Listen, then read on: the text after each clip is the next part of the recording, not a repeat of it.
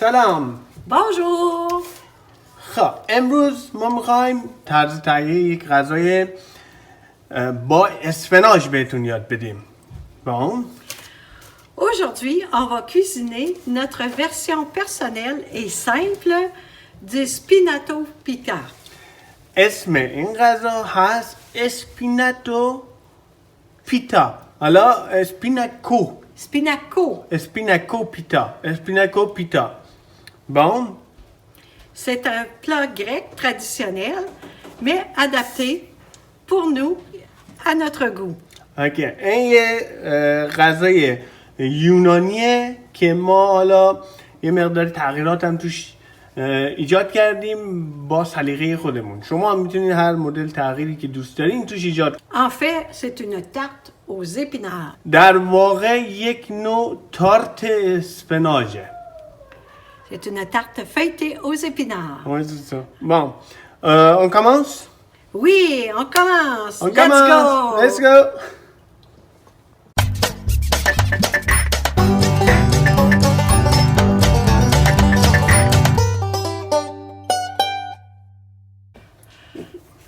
Bonjour. Bon, ben alors, tirez-vous une bûche. On commence. Les ingrédients. Des épinards. Vous voyez, nous en avons une grande quantité car nous allons faire un grand feuilleté. خب این اسفناج مواد اولیه. Nous avons aussi du fromage feta. پنیر فتا. C'est un fromage très salé, alors nous enlevons la saumure et nous le laissons tremper dans l'eau اوکی. pour le dessaler. چون خیلی پنیر فتا شوره، آب شما میگیریم، یعنی آب کشش میکنیم، بعد دوباره آب عادی بهش اضافه میکنیم که یکم از شوریش کم بشه. Pour les épinards, nous avons choisi de jeunes épinards car ils sont plus tendres. خب اسفناج هم ببینین همینجور که گفتن ما اسفناج جوونتر استفاده میکنیم، چون اسفناجی که پیر شده باشه ساقهاش چیز میشه، باید ساقهاش رو جدا کنیم، به خاطر همین اسفناج همچین تازه چین و جوون استفاده کنین. Nous avons des œufs, تخم مرغ، مرغنه، du beurre, کره، des oignons. پیاز. Ici, nous avons pris des oignons rouges car ils sont plus doux. Vous pourriez prendre des oignons blancs ou des oignons jaunes à votre guise. حالا ما پیاز قرمز استفاده میکنیم که کمی شیرین تره، ولی میتونید پیاز زرد، سفید، هر مدل دیگه دوست دارین استفاده کنید. Du poivre فلفل سیاه et du sumac libanais. Le sumac était un petit épice acidulé, citronné, ça veut dire. و سماقش سماق لبنانیه و Finalement, la pâte philo. وسط حرف زدن و این گوگل حرف زد. و خمیر فیلو یا تو ایران یوفکا، از این ببینین اینجوریه، خمیر فیلو که برای باقلوا استفاده میکنن یا یوفکا میتونین استفاده کنین تو ایران. Voilà, avec ça, nous allons vous concocter un feuilleté aux épinards, tout simple. Nous, Khalil et moi, de cuisiniers amateurs pour notre bon plaisir. Ouais. Avec Kija, oui. خب میگه که ببینید با این مقداری مقادیری گفتین یه فیته اوز اپینا یا همون اسفناج چند لایه یا تارت اسفناج درست میکنیم که در واقع هم همینجوری هم که گفت زمار ما آشپز نیستیم، فقط محض سرگرمی آشپزی میکنیم. خب بریم. Let's go. Bon, bien, maintenant que vous avez tiré votre bûche, on va commencer. Qu'est-ce que ça veut dire, bûche? C'est bûche comme tirer le bûche, le mange. Voyons, Khalil. Pas une bouche, une bûche. Ah, bûche. Une Bûche. bûche. Mais bon, bûche, ça veut dire quoi? Moi je comprends pas. آقا این یه اصطلاحیه داره میگه، منم نمیفهمم. این میگه دهنتون رو بکشین. حالا دارم میگن دهن، میگه دهن نه، یه کلمه دیگه است میگه بوش. بذار ببینیم چیه. وی پی Bon, Khalil, comme tu fais une bonne job, un bon travail que je t'ai laissé avec plaisir couper les oignons, je vais t'expliquer qu'est-ce que ça veut dire se tirer une bûche. Ok, c'est pas bûche, c'est bûche. Bûche. Ok. Alors, une bûche, c'est une section d'arbre qu'on a coupée. C'est une vieille expression qu'on utilise encore les Québécois. Ok. Au début, Ah. au Canada, c'était les colons, les premiers colons. Qu'est-ce qu'ils avaient besoin? Du bois pour faire leur maison, pour faire du feu, pour faire des meubles. Ah. Mais on n'avait Ok. pas d'argent. Ok. Donc, qu'est-ce qu'on faisait? On gardait des belles bûches Ok. pour s'asseoir. Ah non, pardon, pour s'asseoir. Nous, on dit s'asseoir. اوکی میدونی چی رو میگه این کنده میگه خب ما قدیما میگه تو کانادا خب همه الانش هم هست البته بعضی رو هیزم میزدن نمیدونم چوب میبریدن فلان اینا برای میستندلی درست کردن و فلان و از این حرفا و این کنده های گنده گردی هستش که برای ته درخت میمونه اونا رو برمی داشتن به عنوان صندلی الان مد شده هم اونا رو خود تو کافه مافوها هم میذارن دیگه الان اوکی j'ai compris c'est comme une vieille chaise خب وقتی میگیم پس تیغه و بوش ça veut dire یعنی اینکه اصطلاحش این میشه که این صندلیتون رو بکشین کنده رو بکشین بشینین راحت ببینین تماشا کنین ببینین ما میخوایم چیکار کنیم bon maman qu'est-ce que tu fais Qu'est-ce que je fais? Khalil coupe tous les oignons. Ouais. Nous avons actuellement de l'oignon rouge plus doux et quelques échalotes françaises. اوکی پس من پیازا رو اینجوری خرد کردم و پیاز قرمز داریم و اون کوچیکا اسمشون اشالوت فرانسوی Je vous le dis tout de suite, si vous êtes un peu paresseux ou beaucoup, vous n'êtes pas obligé de faire cette étape. Nous allons faire revenir à feu très doux nos oignons et nos épinards. اوکی خب میگه اگر خیلی تنبلین نیازی نیست این حرکت انجام بدین خیلی حوصلتون نمیشه حالا اون کلمه‌ش من نمیگم دیگه هی میگن که آقا ما با خانواده داریم غذا رو نگاه میکنیم اینقدر نگو Pas de gaspillage. کلمه اصلا آقا برای چی نمیگی چرا خودسانسوری کلمه کنگوشاده دیگه آقا اگر کنگوشادین این مرحله رو میتونین ورش بدین ردش کنین پیازا رو ما یه کمی تفت میدیم با اسفناج بعدش دوباره اسفناج هم بهش اضافه میکنیم تفت میدیم Épinards, s'il vous plaît, monsieur.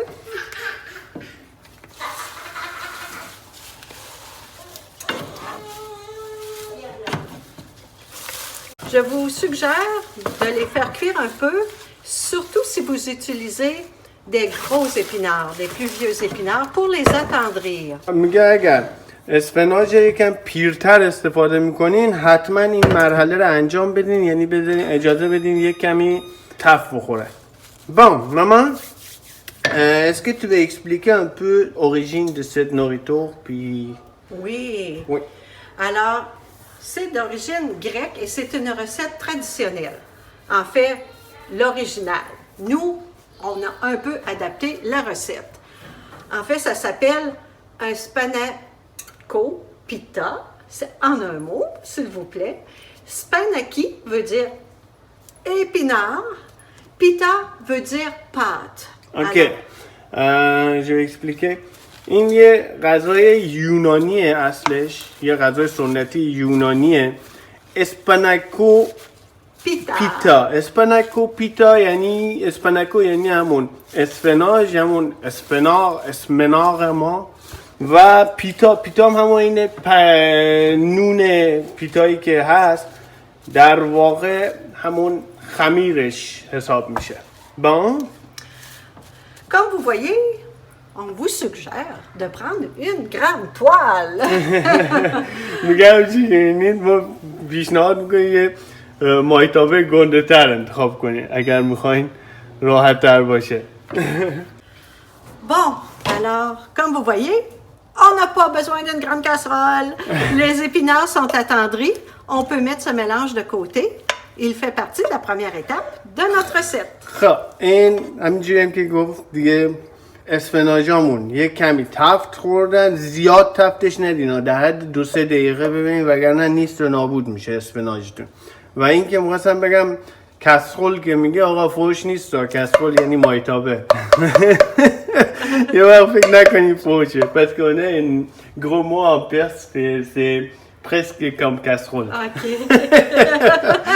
Ok. Nous aussi, yeah. nous aussi, on a plein de gros mots. On ne Ouais. les dira pas toutes. Pas Ouais, toutes. Pas ok. tous. برمیگردیم. On va casser les œufs et les battre. خب تخم مرغ مرغانه ها رو بشکنین و هم بزنین. Comme je vous le disais tout à l'heure, cette recette grecque est aussi pratiquée dans de nombreux pays, notamment les pays de la Méditerranée. Le Liban, la Syrie, l'Italie, la Tunisie, این غذا Alouette. این غذا یه غذای سنتی یونانیه، ولی خب تو همه کشورهای حتی مدیترانه این غذا رو درست میکنن و هر کس هم به سلیقه خودشون یه کمی تغییر داده. مثلا چه میدونم لبنان داره، تونس داره، ندون به ایتالیا داره، فلان داره، همه این کشورهایی که نام برد دیگه. bon Il faut maintenant couper le fromage. پنیر رو خرد میکنیم. bon ça va maman. Oh, Khalil arrive avec son gros couteau, donc je le laisse faire. میگه خلیل با این چاقوی گندش باز رسه اومد، میذارم اون انجام بده. به همین اندازه‌ای که زمار گفت خرد میکنیم. خب پنیرها آماده است. C'est prêt maman? C'est quoi la prochaine étape? La prochaine étape, on va finaliser notre salade d'épinards. Ok. Nous retrouvons dans notre bol les épinards, les oignons que nous avons laissés refroidir. پس این اسفناج و پیازی که گذاشتیم سرد شد و توی یک ظرف اینجوری نگه دارین. خب توی ظرفی قرار بدین. Maintenant, on ajoute le fromage. Ouais. Comme vous le پنیر رو voyez, اضافه میکنیم. comme vous le voyez, nous y allons à l'œil. Ouais. Connaissez-vous cette expression? Nous y allons à l'œil? من بذارین این میگه همه چی رو میبینین که چشمی میریم، پس حواستون باشه. این چیزش هم گفت دیگه، اصطلاحش هم دقیقا همون میگن نوزان الان علای، یعنی اینکه چشمی انجام بدیم. من این ظرف رو عوض کنم، به نظرم ترک داره، الان میخواد مرغنه رو بهش اضافه کنه، فکر کنم بگاه بریم. خب من این ظرف رو عوض کردم چون یکی فکر کنم ترک داره، یک ترک کوچیکی داره، زندگی ما رو به باد میداد. Bon maman. Bon, on a presque fini la première étape. Alors, on va mettre un peu de poivre, un peu de poivre, Ok. Un peu un de... peu de poivre. Mais là, est-ce que vous cognez des clous, là? یه مقداری فلفل سیاه میزنیم. ساسه؟ Oui. اوکی. میگم کنی لکلو یعنی که میخ که نمیکوبین. یه اصطلاحی est-ce que tu veux expliquer en français aussi? Oui. Bon. Alors, cogner des clous. Vous avez besoin d'un marteau, n'est-ce pas? On fait ça comme ça. On enfonce le clou, on enfonce le clou. Et یعنی که یه چکش اینجوری با چکش میزنید روی میخ. Puis, et vous savez, quand on s'endort, la tête nous part par en avant, comme ça. Alors, c'est pour ça qu'on dit cogner des clous. Autrement dit, est-ce qu'on vous endort ou si vous nous suivez avec attention? میگه حواستون بهمون هست یا نه؟ منظورش اینه که ببینیم وقتی چکش اینجوری میخ میزنین، یه اصطلاحی دارن که میگه کنیو کلو، یعنی اینکه چرت میزنی یا نه. چون وقتی چرت میزنی دیدین کلتون اینجوری این شیر میفته، اینا به اون میگن کنیو کلو. میگه حواستون بهمون هست یا چرت داریم میزنیم. bon. On met le sumac, Oui, vas-y. encore une fois à l'œil ou on vous recommande à votre goût. میگه سماق میزنیم چشمی بازم، ولی خب یا همون به سلیقه خودتون دیگه، هر چقدر دوست دارین. On brasse, on brasse, on brasse. Oui. Encore un peu. Ouais, c'est Encore correct. un gros peu. C'est correct. خب همینقدر بسه. Et la prochaine. Tout ce qui reste pour finir la salade, c'est les œufs. حالا مرغانه رو اضافه میکنیم. Bon, est-ce que tout le monde met les œufs? Non, pas tout le monde. Les œufs permettent de solidifier le mélange, de le rendre plus compact. با این تخم مرغ مرغانی که ما اضافه میکنیم رو همه اضافه نمیکنن. یعنی شما اگر مرغانه نزنین هم میشه، ولی ما مرغانه رو میزنیم چون میخوایم مواد با هم بهتر نگه داره. Maman va prendre la relève. میگه فرمونه گرفت. در همین حال که دارین اینو انجام میدید فرتونم بزنید روی 350 درجه فارنهایت یا 180 درجه سانتیگراد. Ouvre votre four à 350 Fahrenheit ou 180 centigrades. Bon. La deuxième étape. Et il faut être un petit peu rapide parce que vous le savez, la pâte philo sèche rapidement. خب پس خمیر فیلو رو در بیاریم و میگه باید سریع باشین چون خمیر فیلو زود خشک میشه. Alors j'y vais par couche de 2 feuilles à la fois. پس 2 تا خمیر هر دفعه برمیداریم میذاریم توی ظرفتون. کره ای که توی ماکروفر یکم گذاشتین آب شده رو روش میمالین. Bon, je vais t'aider, maman. Oui, soyez généreux. Le beurre, ça permet de feuilleter la pâte. Alors, Oui. on met du beurre. خب پس ببینیم میگه به اندازه کافی به اندازه کافی کره بزنید چون کره خوشمزه ترش میکنه. این چیزا رو هم شکستنیش نمیکنه، یعنی شکنندش نمیکنه. شکستنی آخه شکننده. Attention, la suite. On continue. 2 autres feuilles. Quel travail d'équipe. C'est comme baklava, maman. Baklava, c'est comme ça aussi, mais c'est un fait à la fois. مثل باقلوا. باقلوا هم اینجوریه، ولی خب هر دفعه من یک دونه از این برگه های فیلو رو میذارم. Avant de placer notre mélange, on va en mettre 2 dernières. Attention. پس شد 6 تا الان. یه 2 تایی دیگه. Beaucoup de personnes les font à plat sur une plaque beaucoup plus mince. Nous allons les faire plus épaisses. میگه خیلی ها روی یه ظرف مسطح انجام میدن و این خمیرش هم کمتر میذارن لایه‌هاشو، ولی ما بیشتر میذاریم لایه‌شو و توی یه همچین ظرف اینجوری گودی میذاریم. بزید. On y va. حالا بعد از 6 لایه این اسفناج رو اضافه میکنین به همراه، یعنی همون سالاد اسفناجی که درست کرده بودیم رو اضافه میکنین. Et maman se répète. Pas de gaspillage. میگه حیف حرام هرش نکنینش، حیف میل نکنین، همشه بریزین. قشنگ ننه خودم ها به قرآن. ننه نه، مادر. On continue. باش. خب 2 تا لایه دیگه. حالا خب این کره ما کم اومد، رفتم دوباره کره درست کردم. وزیم ما Assez. اینو میتونین لایه های بیشتر هم بذارین ها. ما مثلا 1 لایه فقط اسفناج گذاشتیم، ولی شما میتونین مثلا تقسیمش کنین. اگر اسفناج بیشتر دارین مثلا 2 لایه اسفناج 3 لایه خمیر باشه دیگه، همینجوری تقسیم کنین برای خودتون دیگه. ببینین چه مدلی بیشتر دوست دارین. Les 2 dernières. اینم 2 تا آخر میشه 6 تا. 6 تا بالا 6 تا پایین و خلاص.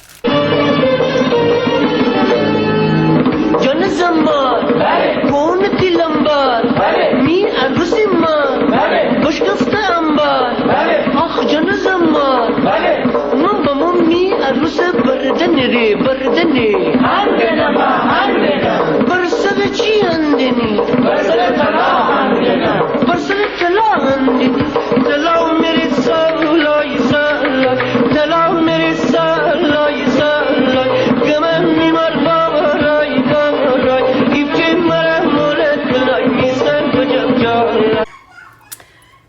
Alors voilà, Ranil a été généreux avec le beurre, ce qui devrait nous donner une croûte bien feuilletée, comme on l'aime.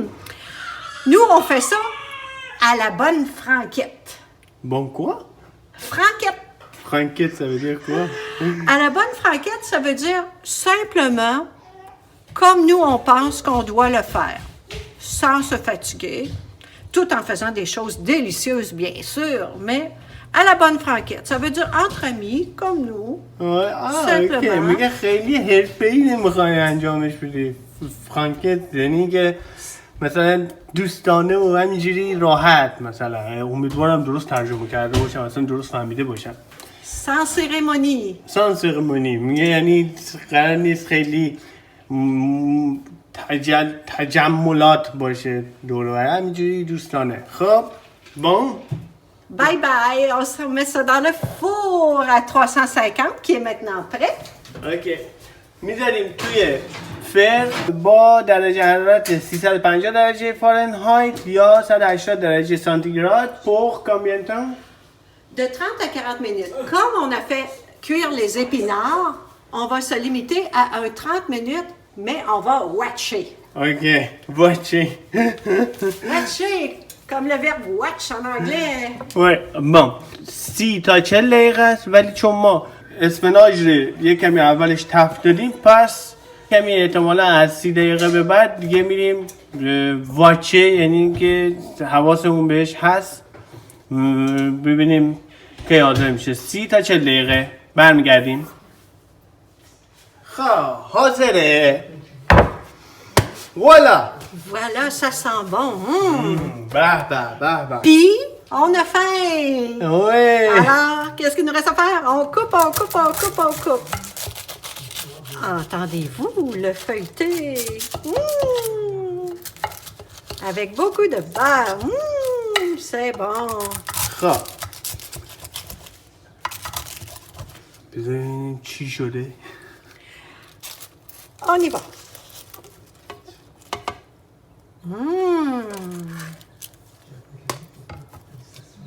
من اینجوری نشونتون بدم ببینین وسطش اینجوریه bon tu veux essayer moi Un autre morceau pour les gourmands. خب یه امتحانی بکنیم tu peux essayer Vas-y. C'est très chaud, Raleigh. non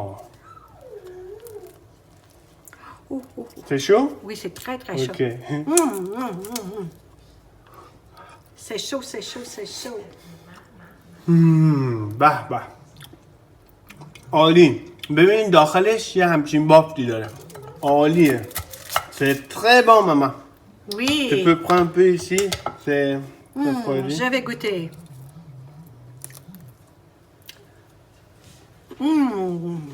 عالی C'est très bon, très nourrissant, un peu riche. Pour votre ligne, mesdames. bon appétit Bon appétit! نوش جون خداحافظ بای